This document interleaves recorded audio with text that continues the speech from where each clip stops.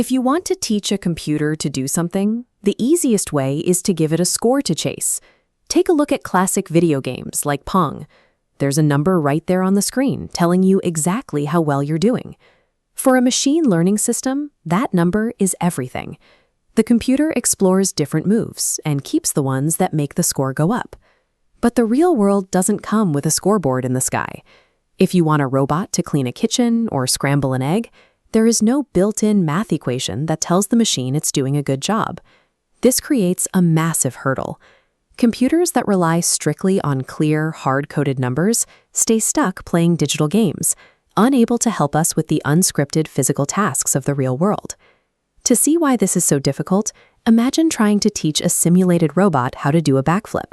How do you write a math formula for that? If you try to write a simple rule, like rewarding the robot for getting its feet high off the ground, the computer will find a loophole. It might just learn to stand on point its tiptoes and stretch its legs awkwardly into the air. It followed your rule, but it definitely didn't do a flip. As humans, we don't necessarily know the exact mathematical physics of a backflip, but we instantly recognize a good one when we see it. These systems are physically capable of the movements, but they struggle to understand a role. This approach bridges that gap, translating human intuition into a language the machine can use.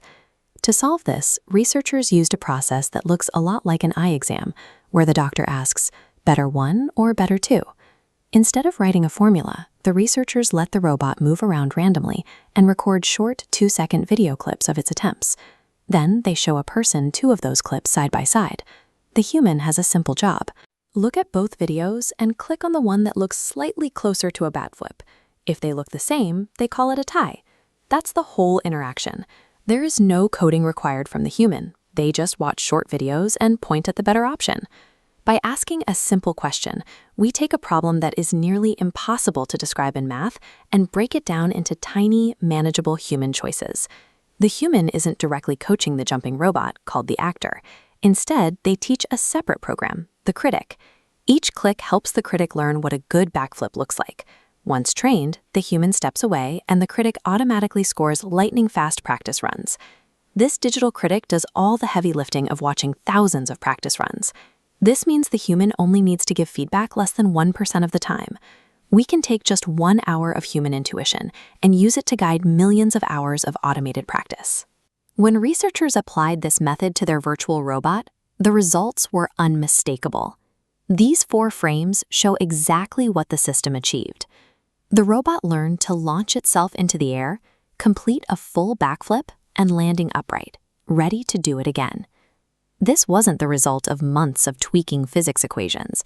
This complex behavior was achieved with roughly 1 hour of feedback from a person who didn't even have to understand the code.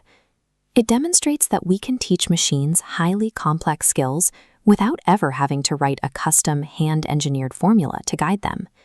This shift removes the traditional bottleneck of human oversight. It creates a way to teach machines far more efficiently than we ever could before. In the future, people will no longer need to speak the language of code to tell an AI what they want it to achieve. We can imagine a robot learning to handle complex chores, like tidying a workspace, guided entirely by a few minutes of our own visual preferences. By moving away from rigid formulas and toward natural feedback, we've created a bridge between human intent and machine power. It allows us to guide these systems toward the specific outcomes we care about, simply by showing them the difference.